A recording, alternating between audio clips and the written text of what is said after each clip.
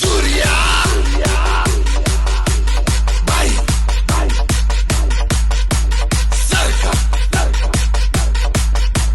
Surya Bhai Sarkar hi hello నమస్తే వణకం శ్రీకాల్ నేను మీ సూర్యాబాయ్. అందరూ బాగుండాలి, అందులో మనం ఉండాలి. ఈరోజు మన వీడియో చూసిన ప్రతి ఒక్కరికి కూడా చిన్నప్పటి మధుర తీపి జ్ఞాపకాలు అయితే గుర్తొస్తాయి అనమాట. సో ప్రతి ఒక్కరు కూడా వీడియోని కంప్లీట్గా చూడండి.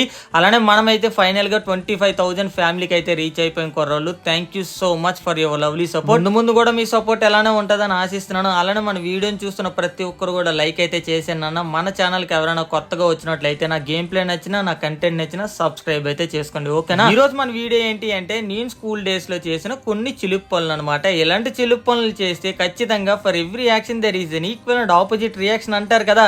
సో మా ఇంట్లో ఉన్న ప్రతి మదర్ కూడా కిక్ బాక్సర్ అయితే అయిపోతారు. అక్కడ బాక్సింగ్ రింగ్ కనిపించదు, కానీ ఇంట్లో ప్రతి ఒక్క మదర్ కూడా ఇలాంటి చిలుపు పనులు చేస్తే కిక్ బాక్సర్ అయిపోతారు. అందులోని వారు కూడా వన్ సైడ్ అయిపోద్ది, మన బాక్సింగ్ కూడా బద్దలైపోతాయి అనమాట. అయితే ఇంతకీ నేను చేసిన చిలుపు పనులు ఏంటి, అలానే వాళ్ళ చిలుపు పనులు చేయడానికి కారణాలు ఏంటో ప్రతి ఒక్కటి ఈ రోజు మన వీడియోలో మీతో అయితే షేర్ చేసుకుంటాను.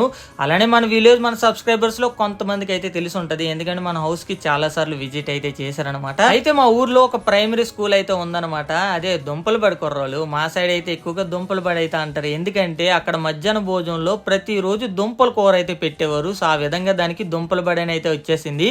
మా సైడ్ అందరూ కూడా అదే విధంగా పిలుస్తారనమాట. సో మీ సైడ్ ఏ విధంగా పిలుస్తారో కింద కామెంట్ సెక్షన్ లో కామెంట్ అయితే చేయండి.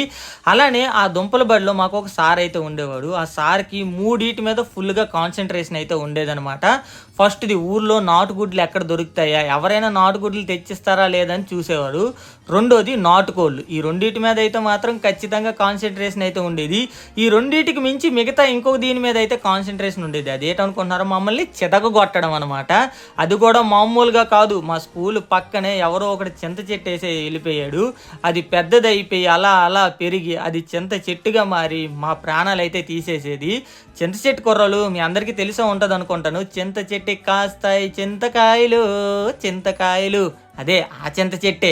సో ఆ చింత చెట్టు రవ్వతో కొడితే మాత్రం ఖచ్చితంగా తట్టులు తేరిపోవలసిందే. సో లిటరల్లీ సార్ని చూస్తే మాత్రం చాలా భయం అయితే వేసేసేది. అందరు సార్లు అలా ఉండరులేండి, కొంతమంది మాత్రమే అలా ఉంటారు. సో మేము చదివే టైంలో మాకు అలాంటి సార్ అయితే దొరికారనమాట. ఏ రోజు ఎవరు దొరుకుతారో తెలియదు, కానీ ఆ రోజు ఎవడైనా దొరికాడా ఆడి పని అంతే అనమాట. సో ఒకవేళ నేను ఎప్పుడైనా దొరికిపోయి మన తట్టులు గడ తీసుకొని ఏడ్చుకొని ఇంటికి వెళ్ళాము, అమ్మ సార్ ఎలా కొట్టారని చెప్తే మా అమ్మ ఒకే ఒక డైలాగ్ అయితే వేసేవారు అనమాట.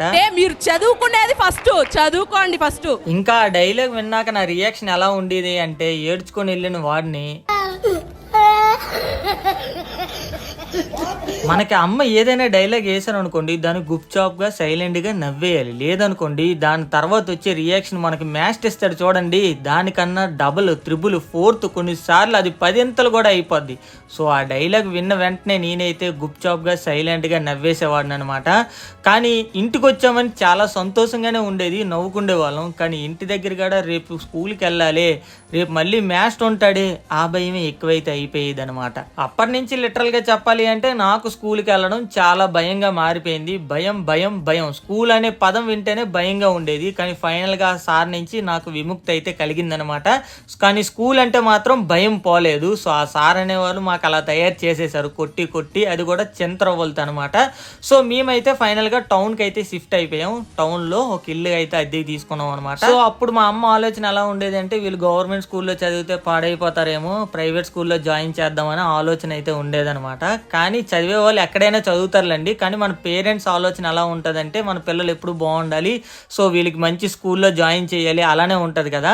సో మనకైతే అక్కడ చెన్మై ప్రైమరీ స్కూల్కి అయితే తీసుకొని వెళ్ళారు. సో నేను అక్కడ మాకు దగ్గరలో ఉన్న స్కూల్ పేరు, అది ప్రైవేట్ స్కూల్, ఆ పేరుకి మంచి పేరు ఉందన్నమాట ఆ స్కూల్కి. సో ఫైనల్గా అక్కడికి అయితే తీసుకెళ్లారు. నాకు వెళ్ళిన వెంటనే ఏబిసిడీలు అయితే అడిగారు అనమాట. నేనైతే మా ఊర్లో 2nd క్లాస్ వరకు చదివాను. నేను ఇప్పుడు చెప్పబోయే విషయం మీలో చాలా మందికి అయితే తెలియదు, ఎంతమందికి తెలుసో కింద కామెంట్ సెక్షన్ లో కామెంట్ అయితే చేయండి. ఇప్పుడైతే గవర్నమెంట్ స్కూల్లో 1st స్టాండర్డ్ నుంచి కూడా ఏబిసిడీలు అయితే చెప్తున్నారు, ఇంగ్లీషు తెలుగు హిందీ అయితే నేర్పిస్తున్నారు అనమాట. కానీ మాకు అక్కడ ప్రైమరీ స్కూల్లో అసలు ఇంగ్లీష్ ఉండేదే కాదు, ఏబిసిడీలు కూడా ఉండేవి కాదనమాట. 1, 2, 3 దాన్ని 1, 2, 3 అంటారు కూడా తెలియదు. సో మేము ఒక్కసారి మళ్ళీ ప్రైమరీ స్కూల్ వదిలి 6th క్లాస్కి వెళ్తాం కదా, సో దాన్ని ఏమంటారంటే హై స్కూల్ అంటారనమాట.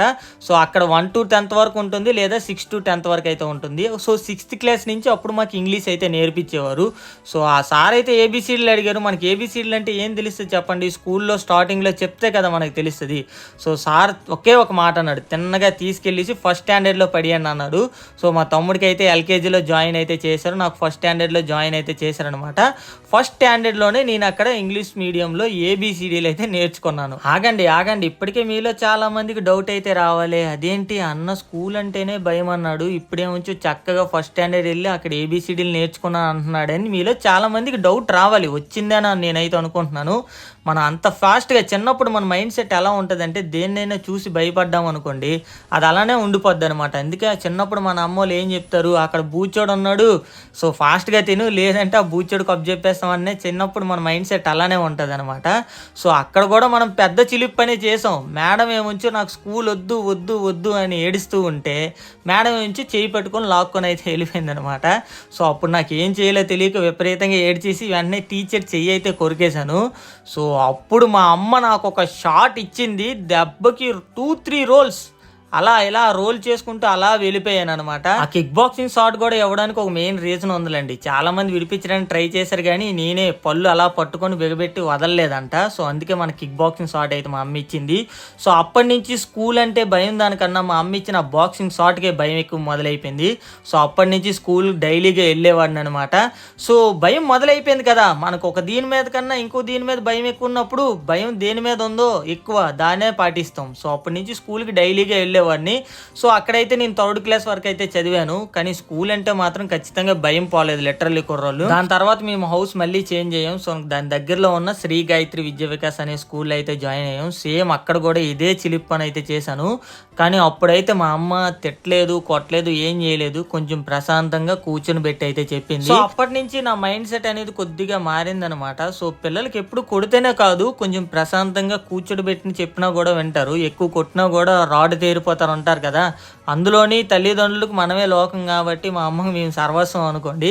సో ఆ విధంగా అప్పటి నుంచి కొట్టడం అయితే మానేసింది, ఎందుకంటే కొడుతూ ఉంటే ఇంకా వీళ్ళు మద్దు తేరిపోతారు, దెబ్బలకు అలవాటు అయిపోతారని. సో మీలో ఎవరైనా చిన్నప్పుడు అమ్మ చేతితో దెబ్బలు కాస్తే మాత్రం కింద కామెంట్ సెక్షన్లో కామెంట్ అయితే చేయండి. అలానే నా మైండ్ సెట్ మారడానికి కూడా ఇంకొక రీజన్ అయితే ఉందన్నమాట. అక్కడ మా స్కూల్లో మేడం అయితే ఉండేవారు, స్వాతి మేడం అని. సో ఆ మేడం అయితే మాత్రం ఫన్నీగా అందరితో అంటే ప్రతి ఒక్క స్టూడెంట్తో ఫ్రెండ్లీగా అయితే ఉండేవారు. అప్పటి నుంచి నాకు స్కూల్ అంటే చాలా ఇష్టమైపోయింది. సో అప్పటి నుంచి స్కూల్కి డైలీగా అయితే వెళ్ళేవాడిని అనమాట. అలానే నా లైఫ్లో కూడా ఒక ఫేవరెట్ టీచర్ అయితే ఉన్నారు, ప్రవీణ్ సార్ అని. సో అక్కడి నుంచి నా ఎడ్యుకేషన్ కూడా చాలా డెవలప్ అవ్వడానికి ప్రవీణ్ సారే నాకు కారణం అనమాట. సో మీ లైఫ్లో కూడా మీకు ఎవరైనా ఫేవరెట్ సార్ ఉంటే మాత్రం కింద కామెంట్ సెక్షన్లో కామెంట్ చేయండి. ఈరోజు మన వీడియో చూసాక మీలో ఎవరికైనా మీ చిన్ననాటి జ్ఞాపకాలు గుర్తొచ్చేయా లేదా, అలానే మీ చిన్నప్పటి జ్ఞాపకాలు ఏమున్నా కూడా కింద కామెంట్ చేయండి. నాకు అది నచ్చితే మాత్రం మీతో ఖచ్చితంగా ఒక మంచి వీడియో అయితే చేస్తాను అనమాట. సో ఇదే కుర్రోళ్ళు, ఈరోజు మన వీడియో మీ అందరికీ నచ్చింది అనుకుంటున్నాం. మరొక మంచి వీడియోతో మీ ముందుకు వచ్చేస్తాను. అంతవరకు మీ గుండెల్లో నా గుండె.